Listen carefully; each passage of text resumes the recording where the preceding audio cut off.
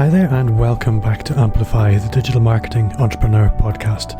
I'm Bob Gentle and every Monday I'm joined by amazing people who share what makes their business work. If you're new to the show, take a second right now to subscribe so you don't miss new episodes, and you can grab some older ones when you're done with this one. Don't forget as well, you can join my Facebook community. Just visit amplifyme.fm/insiders and you'll be taken right there. Most people find it hard to bet on themselves. There are all kinds of things messing with your head, and most of them don't like it when you try new things. This week, my guest is the brave branding queen, Esther De Charon, and we're talking about how you can move past this, learn to love yourself, and lean into your engaging, authentic self, and really connect with your audience online. We're talking about Facebook ads, copy, video marketing, and why there are more reasons to succeed than to fail if you just give yourself permission. So, welcome along and let's meet Esther.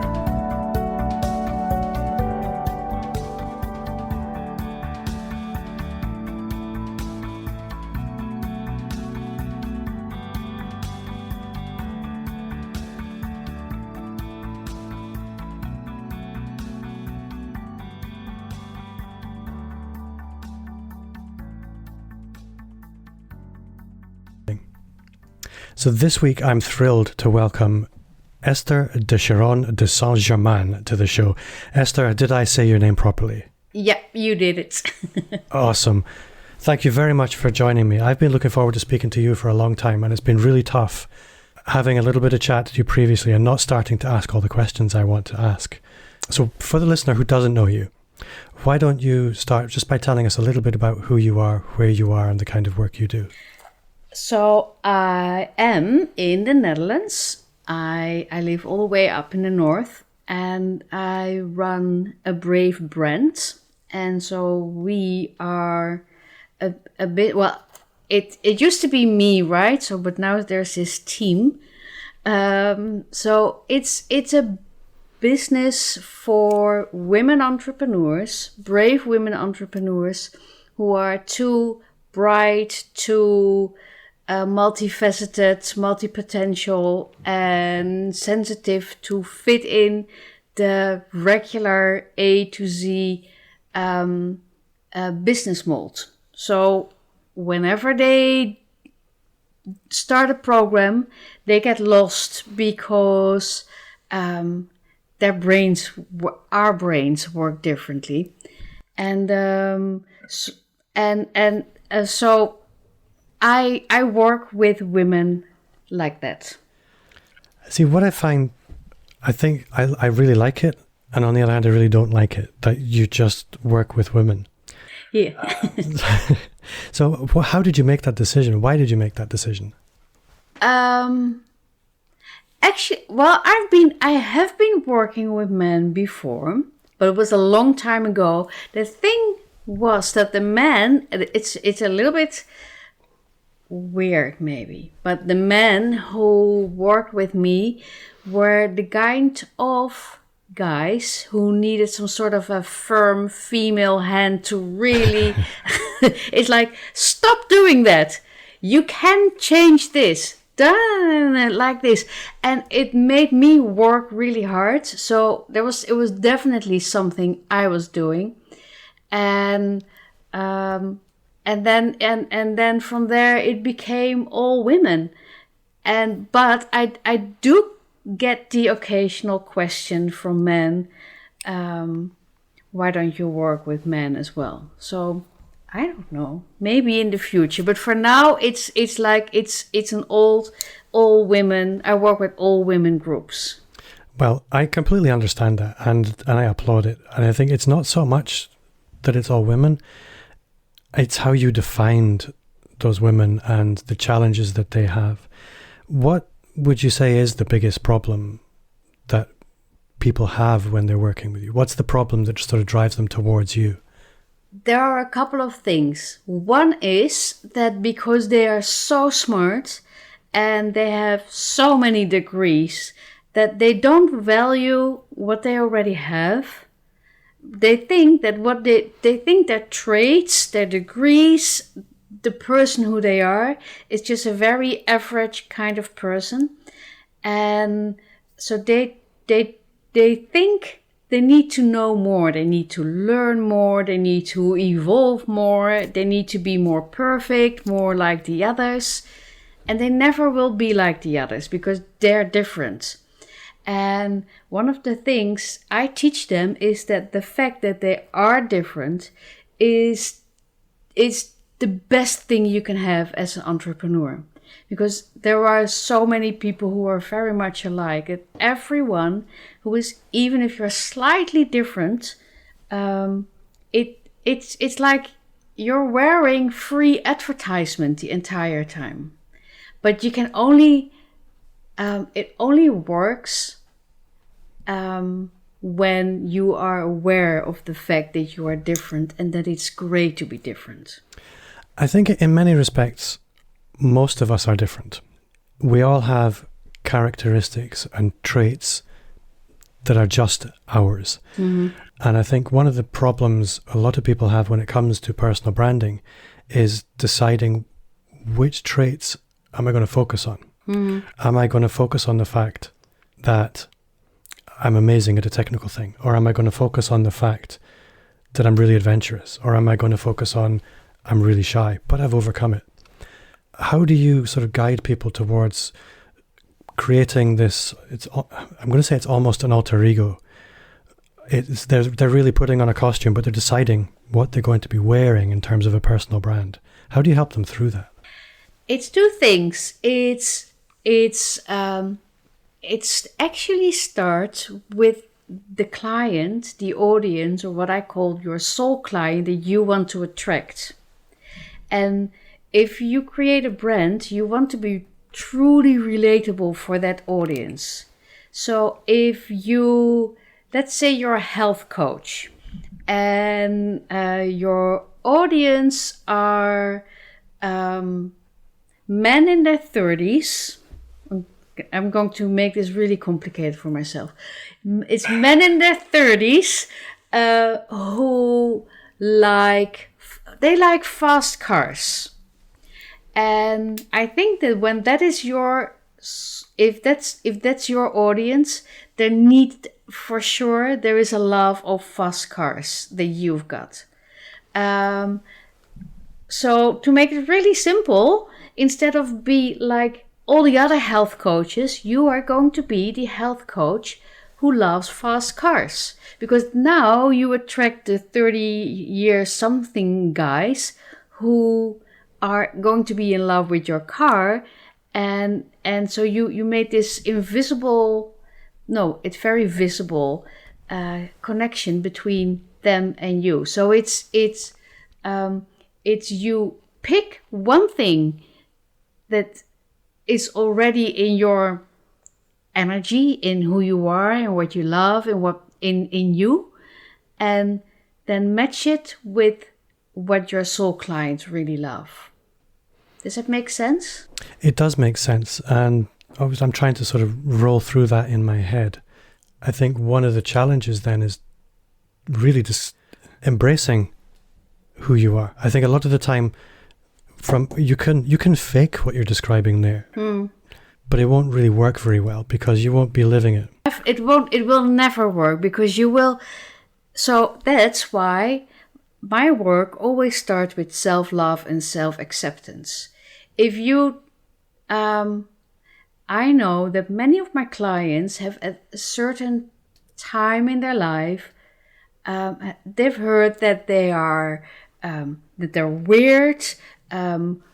Why do you always talk back? Why do you always need to stand out? Why do you always need to disagree with everything? Why can't you just fit in? Why don't you fit in the box? Things like that. And so if you've been hearing that for all your life, you really you start using those words for yourself.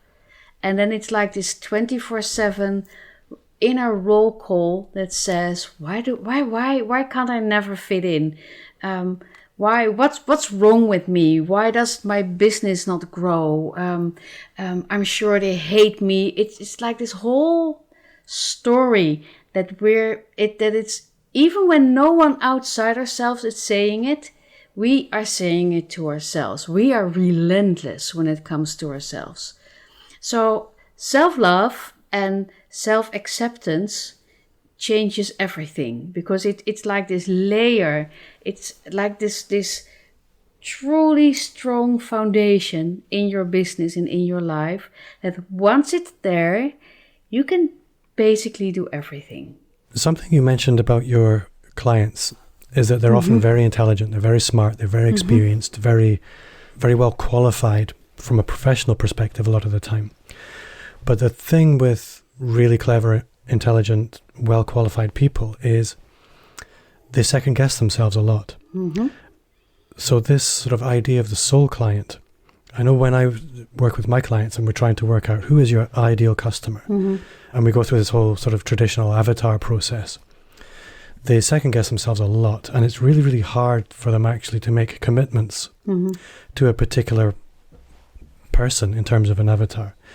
How do you help your clients discover this soul client, as you put it? How do you sort of give them the compass and the map to finding out who this person is, and make sure that they don't get distracted into the more traditional avatars of they need to have the right amount of money to spend on my services, or you know what I mean?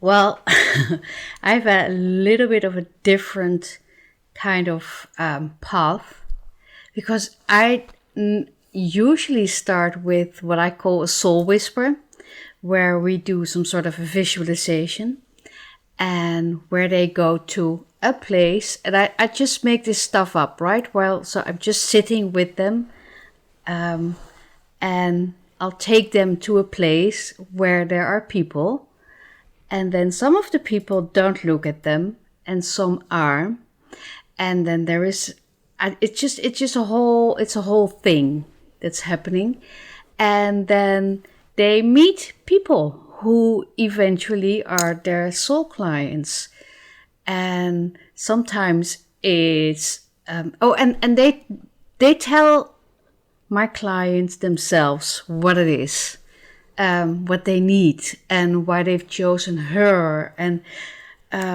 so we start from there. We start with an idea, and sometimes it happens that the people who work with me run into that person the next day, and it's really weird, and I cannot explain it. I actually have no idea how I'm doing it, but it really works. And then I invite them to really have a talk to that person, or to someone who looks like that person. And it's very often a very open discussion, like, what is it that you really need? And then I tell them to really listen to the things they're not telling. So let's do the example of the health coach again. If she or he is talking to the 30-year-old man who loves fast cars, because of the way you do you have the conversation, you might find out that the fear of the 30-year-old man is the fear of losing the car or never get the car. And maybe that person is truly stressed out about it.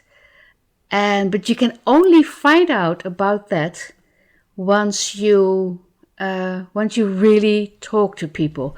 Now, and the thing is that many people have the conversation in their own head, and that won't help. So you really need to talk to people. Also, instead of going in circles for a very long time, sometimes you just need to decide on, this is my person. And so there are a couple of things. That person you need to really honor, love, and respect that person as a soul client. Otherwise, it's not going to work. And it needs to be vice versa. That person needs to be able to pay you. If he or she cannot pay you, then it's never a soul client. And it's someone that you want to work with. No, and it's someone that wants to buy something from you that only you can give her or him. And so it's all about being different from all the others. Does that make sense? It does. It makes perfect sense. I think the whole idea of the soul client is quite easy. But then if you imagine the Venn diagram of all the qualities that person could have, but then there's a circle that also declares they must be able to pay you, that actually excludes quite a lot. Yeah. So that's a very interesting measure. I think for a lot of people, this idea, I think for some people, it doesn't matter. But for other people, I think this sense of vocation, which goes beyond making money, this is the life's purpose, is very, very important. Yeah. And I think that's where the soul client can actually give work meaning. Because once you've got past, well, making money is actually quite easy online, but what's this doing in order to build a legacy, or what's this doing in order to really move the life forward of somebody that I care about? That's a much bigger goal. That's a much bigger vision. And that's something that's much easier to get out of bed for, to be honest. Yeah. Another element, I guess, that a lot of your clients probably struggle with, and I'm making a bit of a reach here, but it's probably imposter syndrome and comparison. Self-love, I guess, is one antidote to that. But how do you help them through that? Because it's one thing understanding, well, now I know who I'm for. But now I need to start showing up for them. And there's all kinds of mindset issues around that. I actually always think that everything comes down to fear. Imposter syndrome, fear. Procrastination, fear. Perfectionism, fear. It's all fear. And we are so freaking afraid to show up who we really are because of all the reasons, all the things people have been telling us when we were young. And now we're telling ourselves that we come up with anything. So Elizabeth Gilbert says that that's about perfectionism. So perfectionism is fear into beautiful shoes wearing a mink coat. So it's all fear.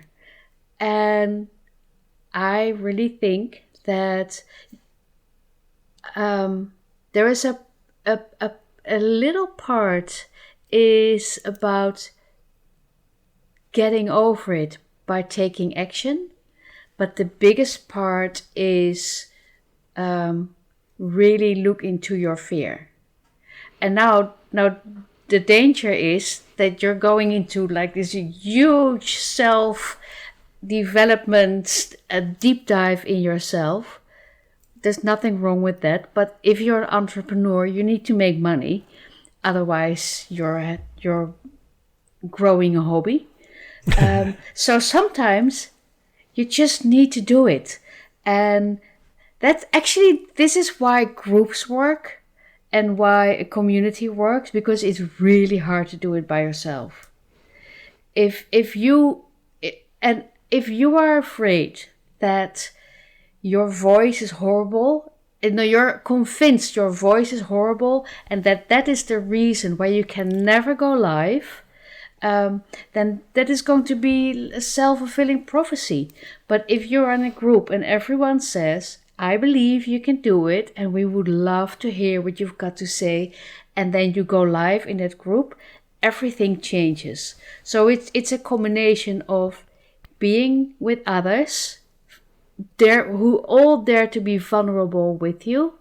It's taking action, not by pushing yourself, but by falling into it, and by really exploring what's with this whole fear thing. So it's not one thing, it's a lot of things that you need to do. But I guess accepting that that's what it is probably a very good place to start. Oh, definitely. Yeah. I think a lot of people let ego get in the way, and that's why they don't make any progress, is because their ego will not permit them to make mistakes.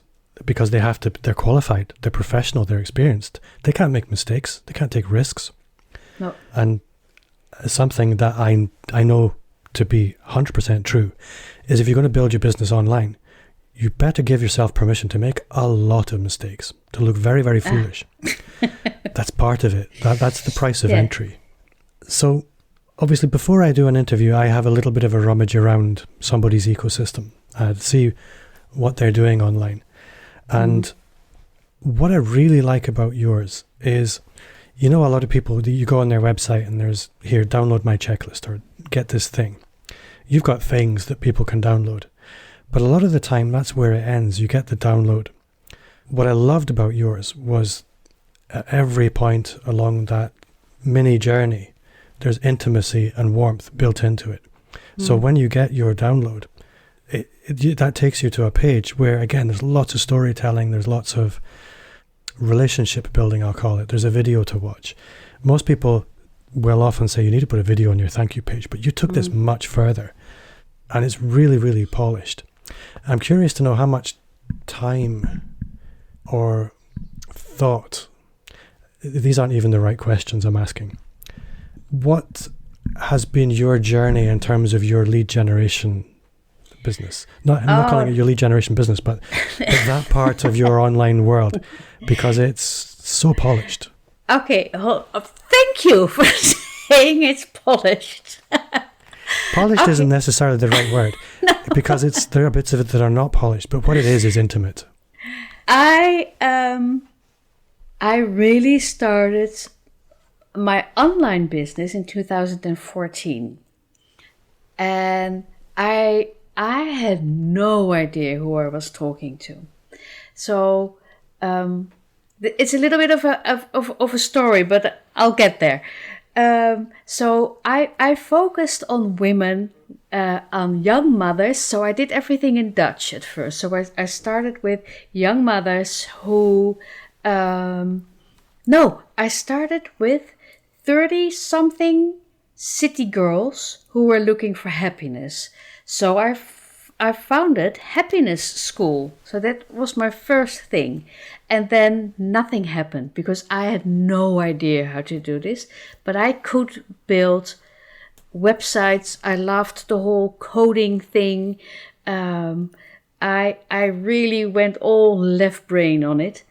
And so, to make a very long story short, I made websites and lead magnets and the most amazing things for so many different target audiences, lead magnets. I think I created over 5 different quizzes that I'm not even using them anymore. So I'm really fast with creating something, and then I just let it go. I even forgot about it, which is very much something that my clients experience as well. So we're really fast in creating something, and then it's like, oh, it's gone. So I actually think that the whole storytelling and the reaching out and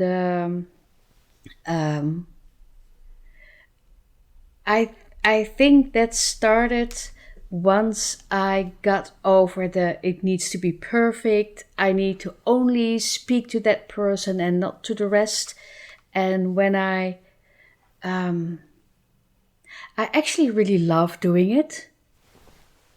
And I don't know. I think that's it. I just really love doing it. I love reaching out to people, and I'm really, really introvert. I love the lockdown, which is horrible. It's horrible because there's so many people. It's impacting so many people. But I love.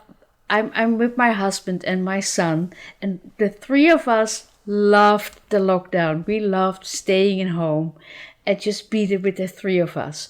And being an online entrepreneur gives me permission to really reach out from the depth of my heart to people without actually having them in my home. I really like that. And I think from one introvert to another, I'm right there with you on social isolation. I think it causes a few problems, but mental health is not part of that for me. I really enjoy my quiet. Yeah.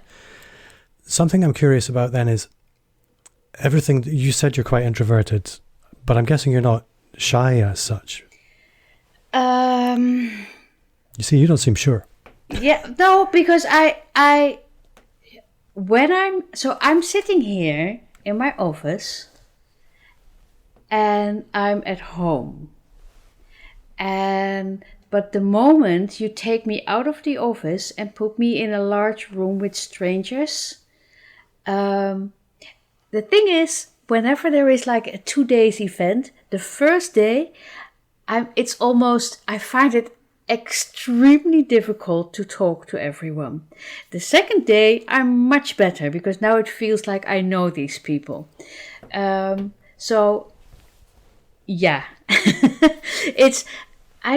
shy, I don't know, because I really like to, I like to be on the stage, for instance, but one-on-one. That's the thing. Oh, that's the difference. I completely am okay with a small group, not so much with a bigger group. Right. No, that makes perfect sense. So I would like to ask you about a few of the nuts and bolts of your business. And the reason I ask these questions is lots of people will see people like Esther online who appear to have great businesses. Now, I know for a fact you have a great business. And so for a lot of people, they'll be wondering, well, what's under the bonnet in a great business?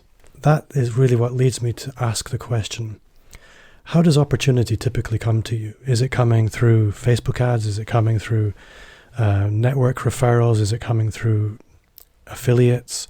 What is it that actually drives most business for you? So maybe if we leave email to one side for the moment, what is it that drives people into your world in the first place? Facebook, definitely. Facebook ads, just being present on Facebook, some on Instagram, but to a lesser account, a little bit on Pinterest, but I'm very inconsistent there. So it's mainly Facebook. And when new people come into your world, is it typically through ads? It's through ads. And so the client journey very often is they join for some sort of a free program. So I'm doing a free program called Become the Client Magnet next month, end of this month. And so I think around 2,000 or so people will join, and then they go into my free group, and so the free group grows, and I really nurture my free group, and then part of them goes into my membership, and then a part of the people who are in the membership go and be in my LEAP program, which is a year program, or in my SHINE program, that is a self-love program.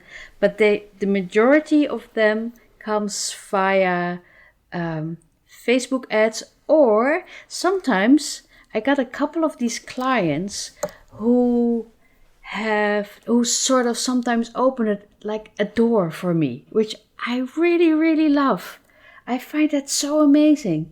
And it's like, hey, you need to learn, you need to get to know this person. And then there is a huge group of Czech women.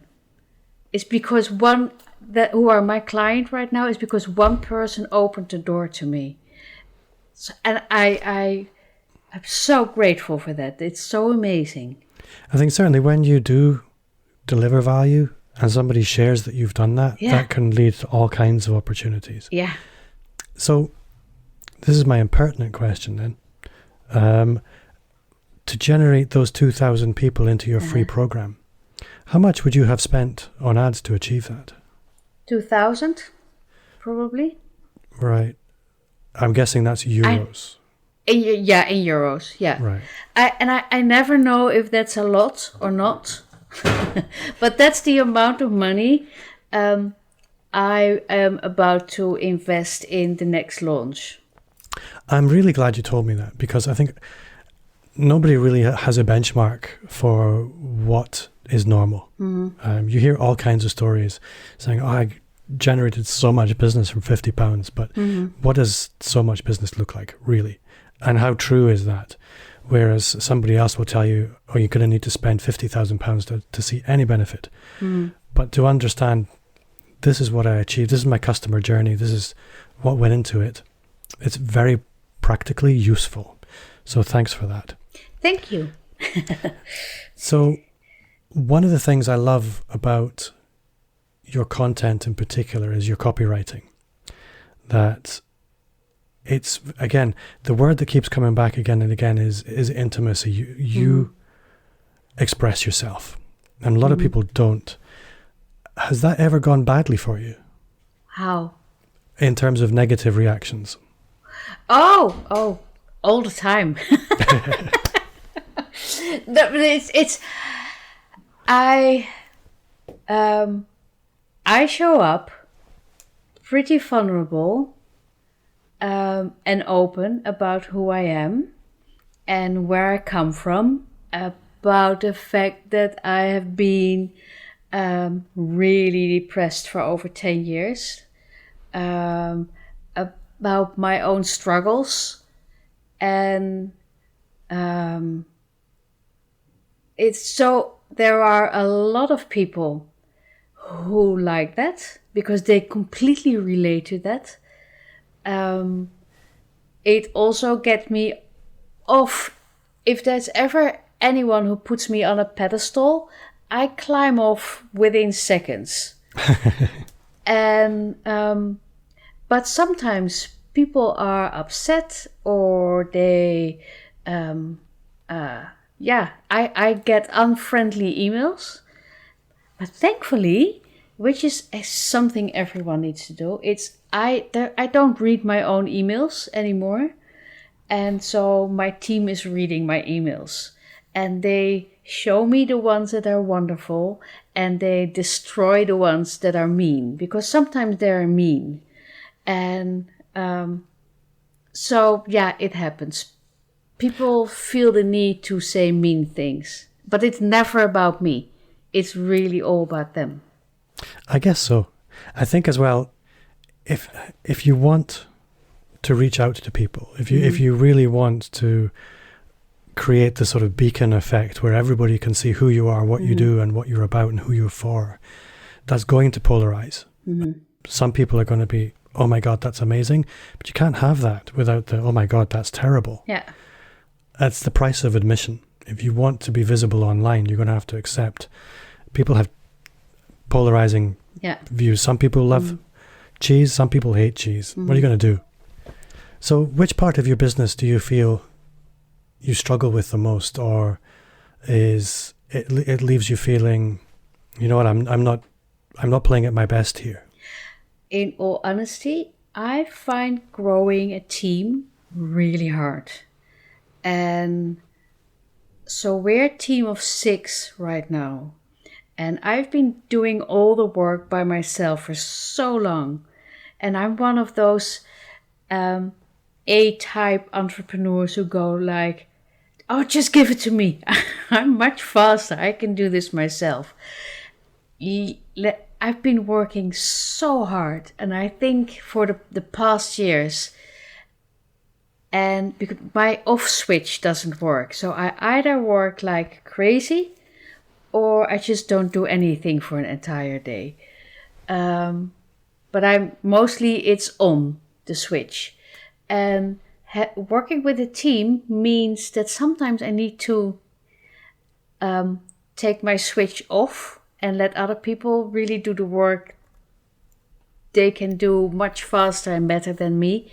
And so it's all trust, letting go, having faith that people will really do the work, and then get all those SOPs out there and systems and processes. And I find it really hard, even though I know it's the only way to get me to the next level.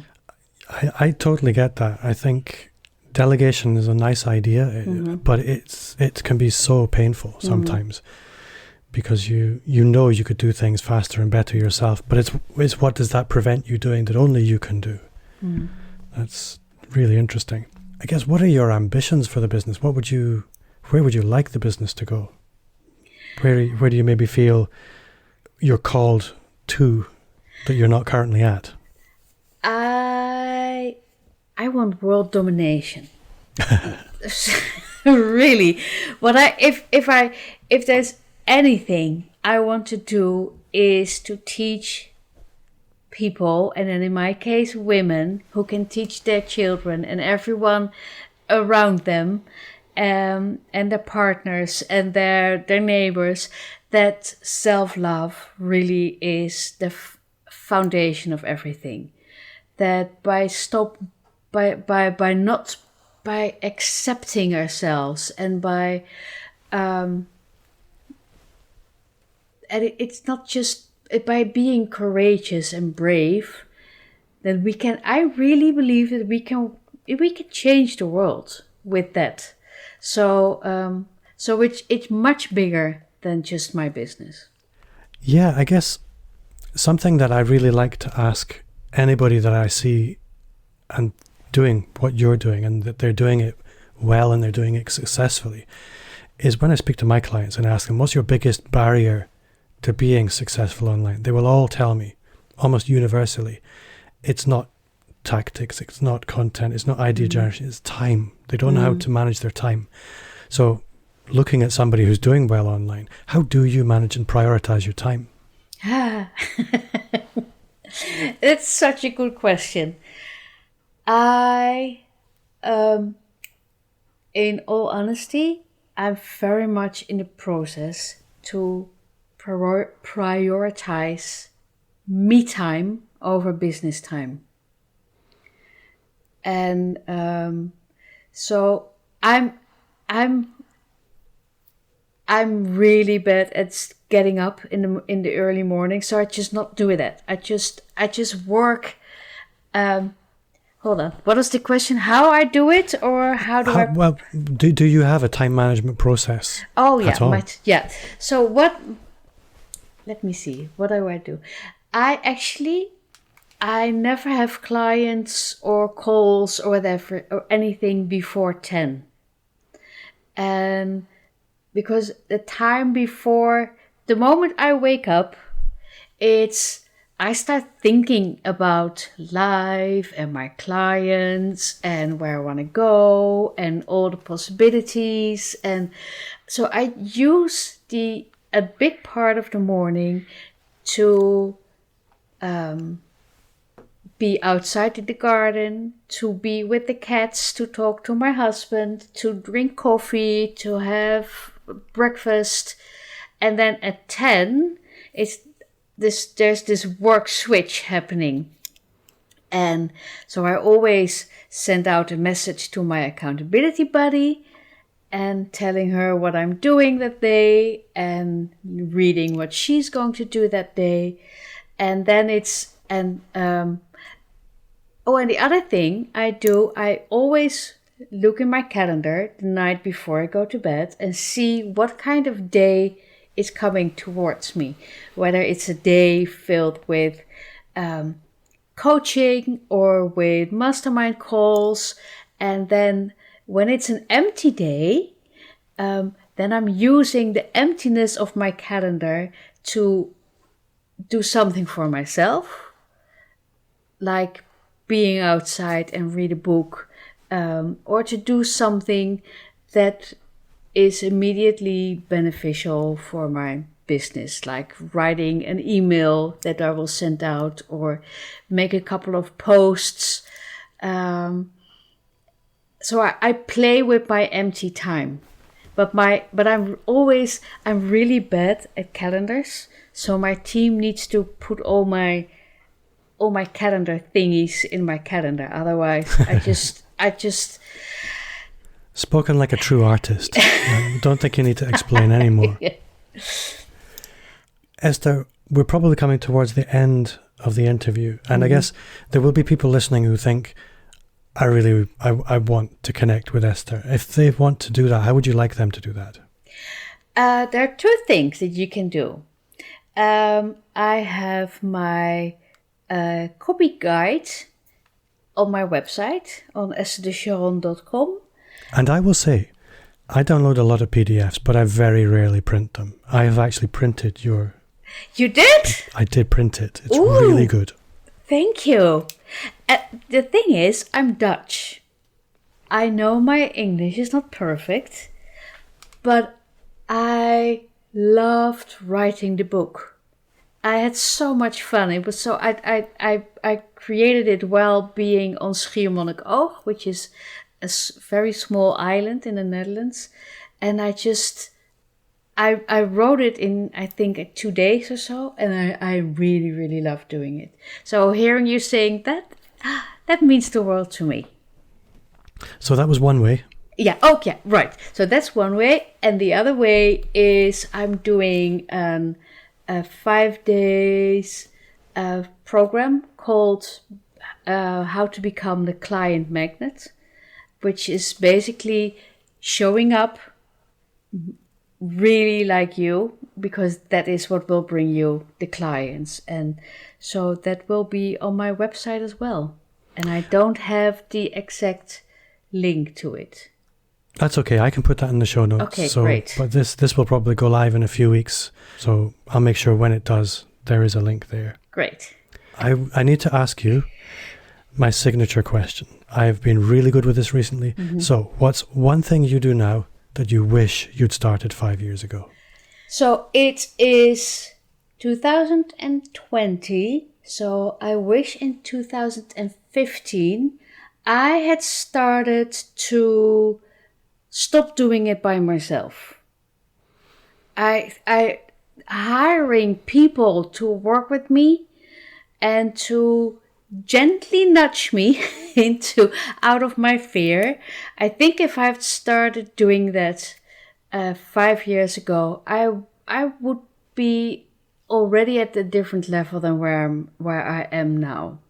This idea that you can do everything yourself as an entrepreneur, that you don't need others. I'm a self-made man. I'm a self-made woman. I genuinely don't believe that. I believe in it takes a village to grow a business like this. And so having support, professional, any kind of support, that I wish I had started in 2015 instead of almost in 2017. That's a great answer. So, Esther De Charon de Saint-Germain, awesome name. Why don't you say it for me once? Esther De Charon de Saint-Germain. So you say it much better. Thank you so much for your time. And yeah, I can't wait to see you again sometime. Me too. I love this. If you're listening to this as I publish it, then I hope you had a great Christmas. And I wish you a very prosperous 2021. If you've struggled this year, then I really hope next year is better for you. Before I go, just a quick reminder to subscribe. And if you haven't already, join my Facebook group. You'll find a link in the show notes, or just visit amplifyme.fm/insiders and you'll be taken right there. I would also love for you to connect with me on social media. You'll find me wherever you hang out. Just find @BobGentle. And if you do, message me, let me know, and I can follow you back. If you enjoyed the show, then I would love for you to review it on iTunes. It means a lot to me, and it's the very best way to help me reach more subscribers. My name's Bob Gentle. Thanks again to Esther for giving us her time this week, and to you for listening. And see you next year.